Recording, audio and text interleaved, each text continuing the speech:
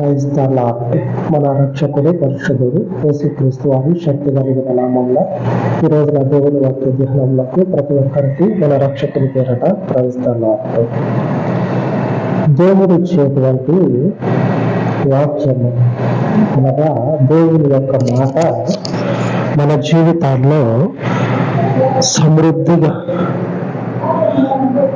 సరిపోయి, దేవుని మాట మన జీవితానికి సరిపోయి ఆ మాట యొక్క నెరవేర్పు అనేది ఉప్పొంగుతూ ఉండాలి. అర్థం కాకపోవచ్చు.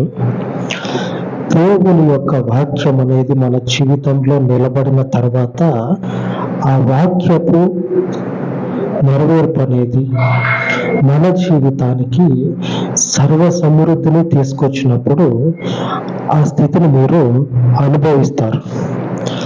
అంటే లేఖనము అర్థం ఏమిటంటే, దేవుడు ఇచ్చినటువంటి వాగ్దానము ఏదైతే ఉందో ఆ వాగ్దానము నెరవేర్పులోనికి వచ్చిన తర్వాత మన బలహీనతకి కారణమై ఉన్నటువంటి వెనుకటి క్రియలు ఉంటాయి చూడండి, అవన్నీ కూడా కొట్టుకొని పోతాయి. దాని గురించి ఇంత గొప్ప కృపనిచ్చి క్షేమాన్నిచ్చేటువంటి వాక్యాన్ని అంతగా పట్టించుకోలేదు అనేటువంటి ఆలోచన వస్తుంది. దేవుని వాక్యంలో నిలబడి ఉండాలి. ఈరోజు మన వాక్యాన్ని ధ్యానించుకుందాం. ఇప్పటి వరకు చెప్పిన అర్థం కాకపోవచ్చు, వాక్యము విన్న తర్వాత అర్థమవుతుంది. ఈరోజు మన దేవుని వాగ్దానము కొలస్సీయులకు రాసిన పత్రిక 3వ అధ్యాయము 15వ వచనం. క్రీస్తు అనుగ్రహించు సమాధానము మీ హృదయములలో ఏలుచుండ నిగుడి. దేవుడిచ్చేటువంటి సమాధానం ఏదైతే ఉన్నదో, ఇప్పటి వరకు చెప్పుకుంది అదే. దేవుడిచ్చేటువంటి సమాధానం ఏదైతే ఉందో మీ హృదయాల్లో సమృద్ధిగా ఏలుచుండ నిగుడి. మన హృదయంలో వేరే వాక్యానికి, వేరే ఆలోచనకి చోటు ఇవ్వకుండా, అనగా దేవుని యొక్క వాక్యమే అంతకు ముందున్నటువంటి లోకపు ఆలోచనని తొక్కేసేటట్లుగా ఉండాలి. ఇప్పుడు అర్థమై ఉంటుంది ఆమె. దేవుని యొక్క సమాధానము మీ హృదయాల్లో సమృద్ధిగా నిల్చుండనియ్యడు. దేవుడిచ్చినటువంటి వాక్యం ఏదైతే ఉందో, మరలా వినండి. దేవుడిచ్చినటువంటి వాక్యం ఏదైతే ఉందో ఆ వాక్యము మీకు లోకానుసారముగా ఉన్నటువంటి మాటలు ఏమైతే ఉన్నాయో వాటిని తొక్కేసేటట్లుగా మీ ఆలోచన ఉండాలి. అంటే మీ యొక్క ఆలోచన, మీ యొక్క హృదయంలో ఉన్నటువంటి తలంపులన్నీ కూడా దేవుని మాట చుట్టూ తిరుగుతూ ఉండాలి. అప్పుడు ఏమవుతుందంటే, లోకానుసారంగా ఉన్నటువంటి వాక్యం ఉన్నది చూడండి, మాటలు ఉన్నాయి చూడండి, ఆ మాటలన్నీ కూడా దేవుని వాక్యంలో అణిగిపోతాయి. ఈ దేవుని వాక్యం ఏం చేస్తుందంటే సమాధానాన్ని ఇస్తుంది. మనము వాక్యము అర్థమయ్యే విధంగా కొన్ని విషయాలను ప్రస్తావించుకుందాం. న్యాయాధిపతుల గ్రంథము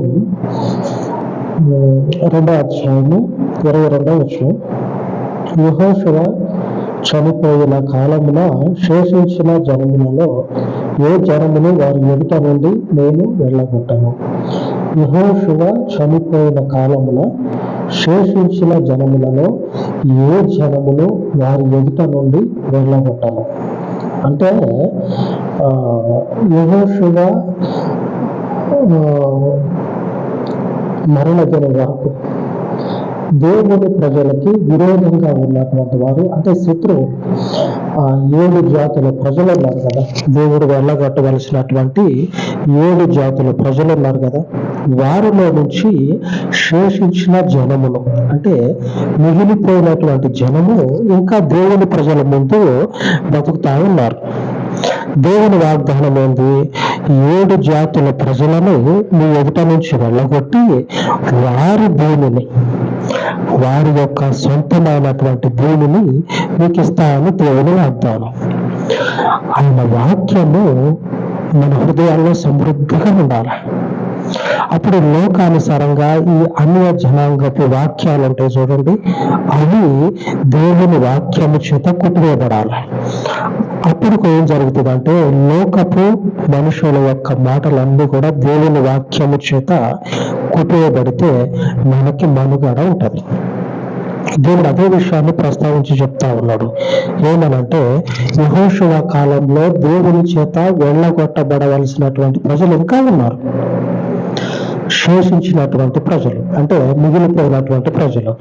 ఈ మిగిలిపోయినటువంటి ప్రజలని దేవుడు నేను వెళ్ళగొట్టను అని చెప్తా ఉన్నాడు. యెహోషువ కాలంలో మిగిలిపోయినటువంటి ఆ ప్రజలు ఉన్నారు కదా, వారిని నేను వెళ్ళగొట్టను.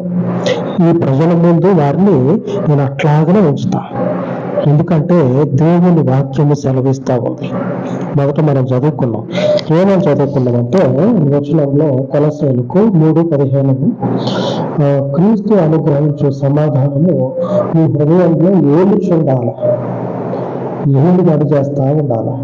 వేరే ఒకడు ఎవడైనా సరే అన్యుడు వాక్యానికి విరుద్ధమైనటువంటి వాక్యము చెప్పి మనల్ని ప్రేరేపించిండు అనుకోండి, ఇక్కడనే మన 4 అడుగులు వేస్తేనే ఇక్కడనే ఉంది ఈ తాగుడు షాపు, వైన్ షాప్ ఇక్కడే ఉంది. పోయొద్దురా, ఒక్క గుక్క నోట్లో వేసుకుంటే చల్లగా ఉంటుంది ఎండాకాలం, పోయొద్దురా అని చెప్పినని తీసుకొని పోయేటువంటి ఈ వాక్యాలు ఉంటాయి చూడండి, వీటిని మీరు ఏం చేస్తారంటే తొక్కేయాల. ఇక్కడనే అని వేసుకుపోతే వాడు వేసుకుపోయేది వైన్ షాప్ కాదు, వధ షాప్కి, వధించేటువంటి షాప్కి. అంటే ఆడికి పోతే సత్తరా తెలుసు. మనం చెప్పుకునేటువంటి వధించే వధ అంటే వధ ఏమిటంటే దేవుని యొక్క ఈ సమాధానం ఉంటుంది చూడండి, ఆ సమాధానము తొలగిపోయేటువంటి పరిస్థితులు మనం ఎదుర్కోవాల్సి వస్తుంది. దేవుని యొక్క వాక్యమే మనకి జీవనాధారం. యెహోషువ కాలంలో కూడా సరిగ్గా ఈ పరిస్థితులే దేవుని ప్రజలకు ఎదురైతే దేవుని వాక్యానికి అవకాశం ఇవ్వకుండా, దేవుని యొక్క మాటకి విలువివ్వకుండా, ఆయన వాక్యాన్ని సమృద్ధిగా హృదయంలో పెట్టుకోకుండా ఈ తాగుడు మాటలకి లోబడి ఈయన వాక్యాన్ని ఏం చేశారంటే హృదయంలో నుంచి తొలగించుకున్నందుకు సమాధానము వారికి లేకుండా పోయింది. దేవుడు చేసినటువంటి వాగ్దానము ఏదైనా సరే ఆ వాగ్దానము నెరవేర్పులోకి వస్తుంది. మనం నిలబడినప్పుడు ఆ వాగ్దాన ఫలము మనం అనుభవిస్తాం. అంతేగాని ఆయన ఇచ్చినటువంటి సమాధానాన్ని, ఆయన ఇచ్చినటువంటి వాక్యాన్ని మన హృదయంలో నుంచి మనము తీసివేసుకున్నట్లయితే లోకంలో తిరుగుతూ ఉంటాయి ఈ తాగుబోతు మాటలు, ఈ తిరుగుబోతు మాటలు, ఇవన్నీ కూడా ఈ పతనం చేసేటువంటి ఈ వాక్యాలు అనేవి తిరుగుతూ ఉంటాయి. వచ్చి మీద పడితే నిలువునా చీల్చుతాయి. క్రైస్తవులు విశ్వాసంలో నుంచే కాకుండా దేవుని యొక్క సమాధానంలో నుంచి నిలువునా చీల్చి జుట్టు పట్టుకొని తీసుకుపోతాయి. శ్రమలకి, ఇబ్బందులకి, ఈ ఇరుకులకి, కష్టాలకి నిలువున జుట్టు పట్టుకొని ఈడ్చుకొని పోతాయి నిలువున. ఎందుకు? ఈ పరిస్థితిని కలగజేసుకునేటువంటి పరిస్థితులు మనకు ఎదురు పడితే ఎందుకు ఇది చక్కగా తప్పుకోవాలా? దేవుడు ఖరాఖండిగా చెప్తాడు, నేను వెళ్ళగొట్టను. ఆయన వాక్యము సమృద్ధిగా నిలబడితే, మన హృదయంలో నిలబడితే మనకి సమాధానం అనేది మన సరిహద్దులకి కాపలా ఉంటది. ఆయన వాక్యము మనకి హృదయంలో సమృద్ధిగా నిలబడి చేస్తా ఉండాలి. వేరే ఒకటి ఏదన్నా సరే వచ్చి నిలబడదా, ఈ వాక్యము కొట్టేసేటట్లు ఉండాలి. రప్పను కొడితే గాలి అన్నప్పుడు గాలి కొడతాయి చూడండి, గాలి కొడితే ఆ రేకులు కూడా ఎగిరి పడతాయి. అట్లాగా వచ్చినటువంటి లోకంలోని వాక్యం ఏదైతే ఉంటుందో ఆ వాక్యాన్ని హృదయంలో అప్పటికే ఉన్న దేవుని యొక్క సమాధానము రప్పును పెడితే ఎగిరిపడాలట. అదే దేవునికి మహిమ కలుగునుగాక. ఎగిరి పడితే మరలా ఇటు రావడానికి భయపడాలి.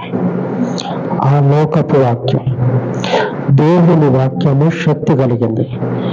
ఈ వాక్యము హృదయంలో నిలుపుకున్నట్లయితే ఆ వాక్యం ఏమవుతుందంటే ఎగిరి పడుతుంది అంత దూరంలో. మీ సమాధానం మీకు రాకుండా పోదు.